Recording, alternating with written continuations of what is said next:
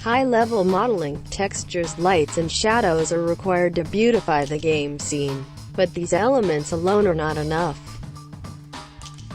In film production, applying other effects including color correction is done at the end of production, and the game production is similar. However, unlike movies, games draw the screen in real time, so post-production of the game is linked to optimization. Therefore, post-processing that changes the visual quality of the game requires an understanding of computer graphics. Today, I'm going to talk about post-processing that improves the visual quality of the game. How post-processing is applied depends on the rendering pipeline. To use post-processing in the built-in render pipeline environment, you need to download and install the post-processing package from Package Manager. There are a few things you need to do after installing post-processing. First, we need to add a post-process layer component to the main camera. After adding a component, it is recommended to set the layer of volume component separately.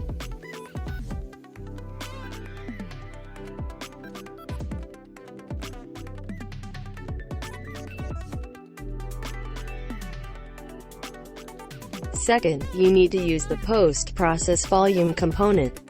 Let's create an empty game object and apply the layer we just created.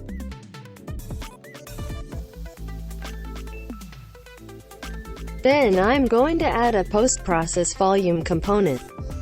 Finally, let's create a post-process profile.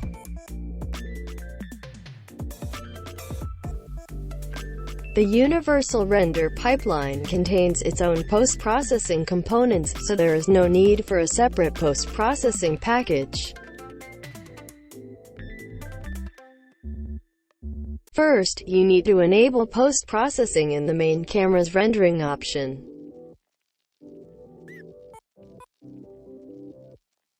Next, add the volume to the scene, and we're ready to use the post-process.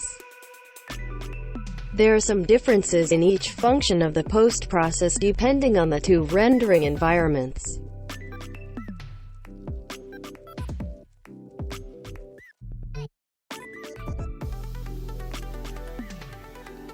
In today's video, we'll cover the post-process features in the built-in render pipeline environment.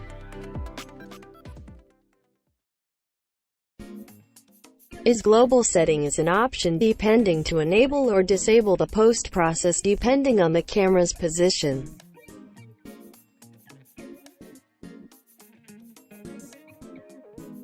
If is global is checked, the effect is applied without any conditions.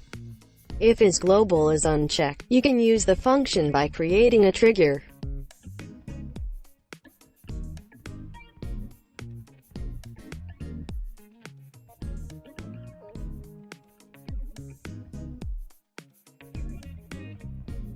The camera must be inside the post-process volume trigger for the effect to work.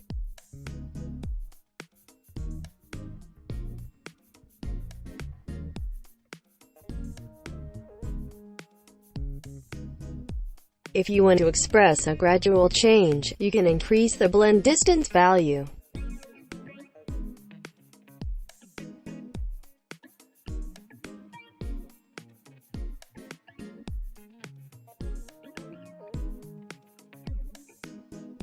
Weight is used to control the overall strength of the post-process.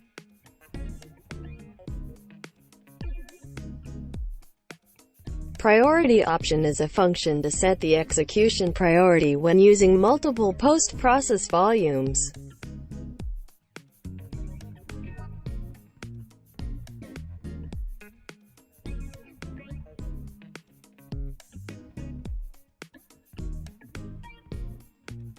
Volumes with higher priority run first, and lower volumes are ignored or run later. Now, let's take a quick look at all the effects of the post-process.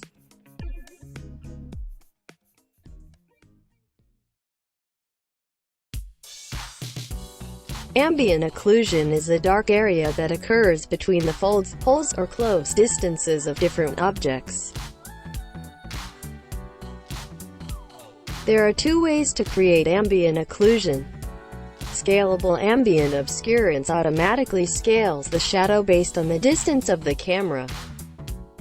Since the depth of the shadow varies depending on the perspective, it is possible to create natural ambient occlusion. But the sampling calculation will increase dramatically.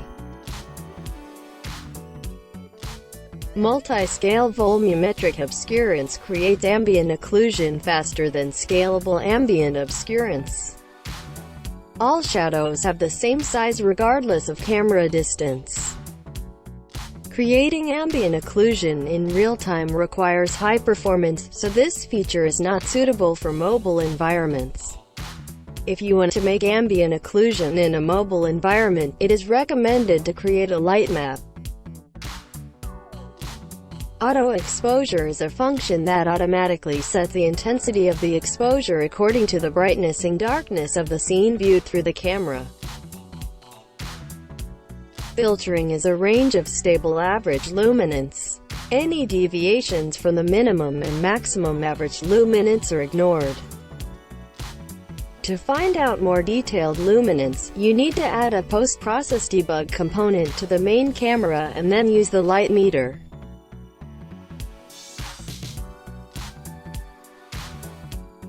When I point the camera at a dark place, you can see the amount of luminance change. Exposure can be increased by lowering the minimum average luminance value.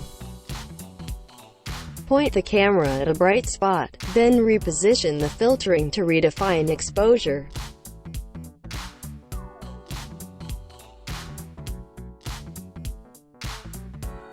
After setting the minimum and maximum average luminance, exposure compensation sets the intermediate gray value of the entire exposure of the scene. Adaptation supports two types. Progressive can adjust the adaptation speed between dark and bright places.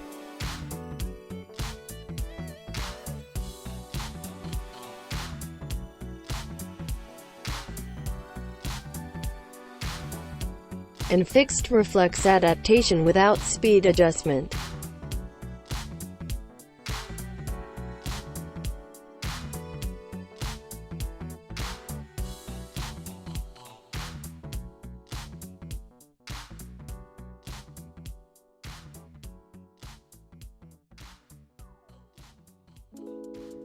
The bloom effect is a function that creates a bright area in the glowing area of the screen.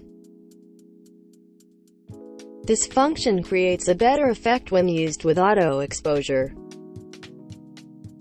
Soft knee and clamp have little effect from adjustment, so I will pass those options. Diffusion controls the spread of bloom. Anamorphic ratio is a function that scales the bloom effect vertically or horizontally. If you use fast mode, you can increase performance instead of lowering the quality of the bloom effect. Dirtiness is used to express the dust on the camera's lens. A separate texture is required to use this feature.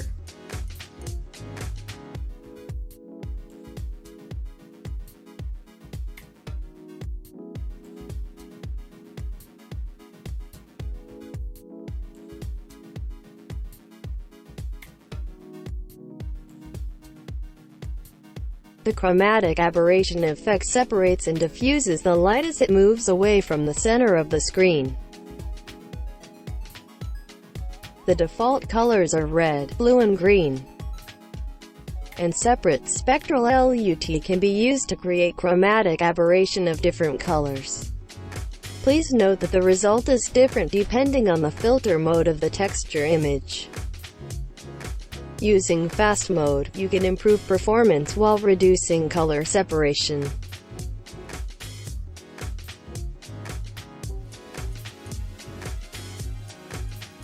Color grading is a tool for color correction of the game screen. Color grading offers three modes: Low-definition range is suitable for low-performance devices and supports lookup textures with pre-stored color information.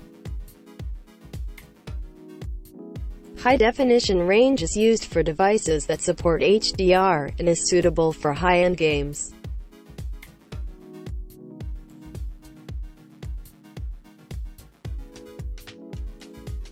External mode uses a 3D lookup texture that supports HDR. The 3D lookup texture must be created in a separate software, and the function can be replaced through the tone mapping option in HDR mode. The difference between LDR and HDR modes is the presence or absence of the 1D lookup texture option and the tone mapping option.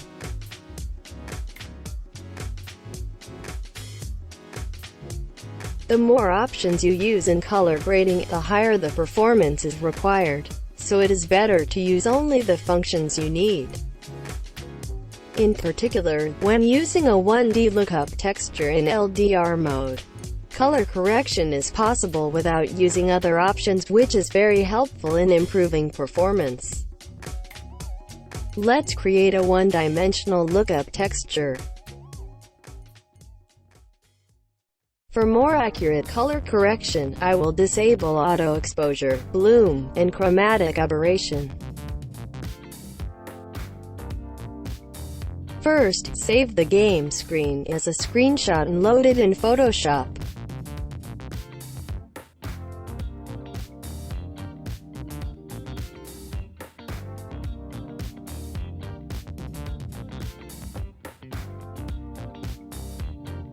Next, add a basic lookup texture that can be easily downloaded from the internet to the layer. Correct the color of the sample image by adding the adjustment layer you want to change. If you adjust the color of the image, you can see that the color of the lookup texture also changes. When the color correction is complete, remove the sample image, leave only the lookup texture, and save it as a PNG format file.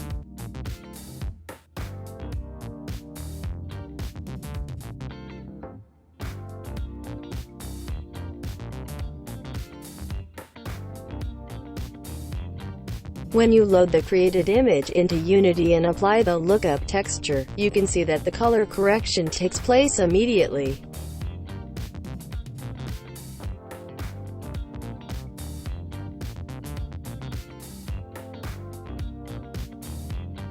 After color correction, it may be necessary to reset the automatic exposure. Please modify the auto exposure setting according to the changed color.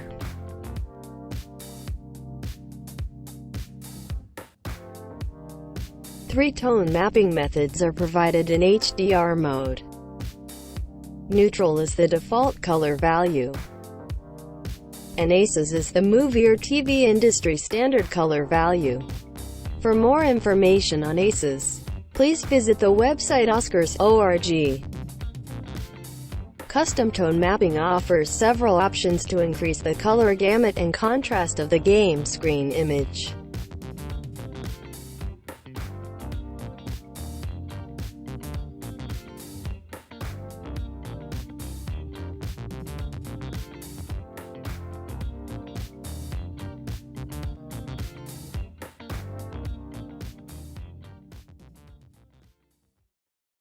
Depth of field is a function that makes objects sharper or blurry depending on the camera's focus.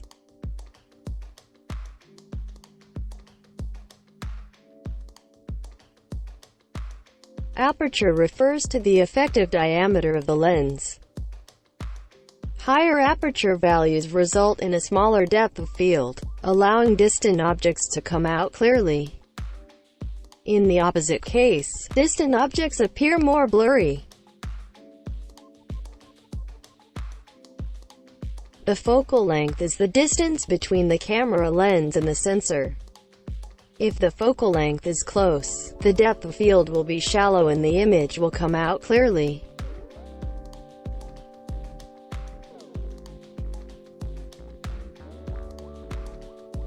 Optimization can be performed by changing the max blur size.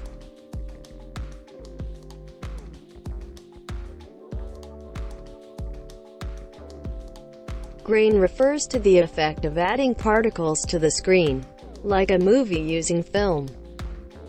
It is suitable for expressing night or dark spaces and film effects.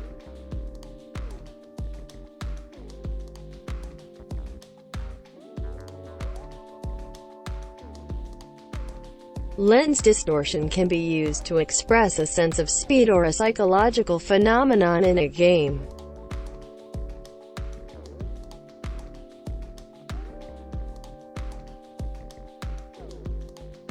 The X and Y multipliers can adjust the amount of distortion according to the direction. You can move the center of the distortion by adjusting the center X and Y. Scale allows you to adjust the overall size of the distortion.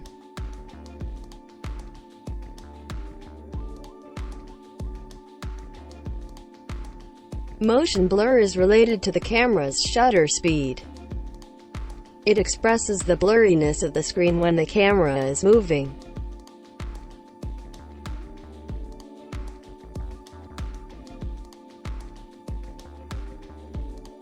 The higher the shutter angle value, the longer the camera shutter exposure, and the greater the degree of blurring. Sample count determines the amount of blurriness. Higher values will affect performance.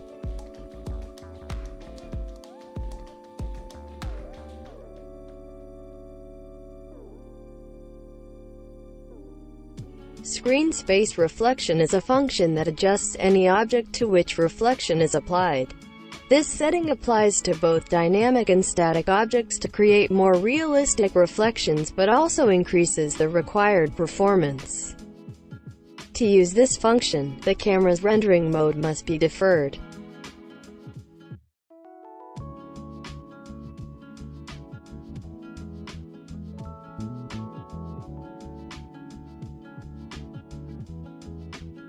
Quality settings can be set in preset. Maximum arch distance sets the maximum distance to draw reflections. If the camera distance is farther than the set value, it will not reflect. Distance fade is the distance value for fading reflections at close range. Vignette is a setting that fades the reflection of the edge of the reflecting object.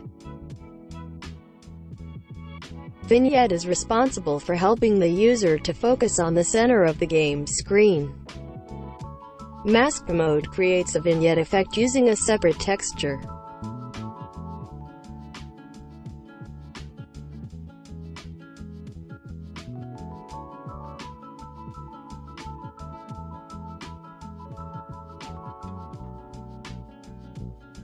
Classic mode allows you to control the position, shape and strength of the vignette.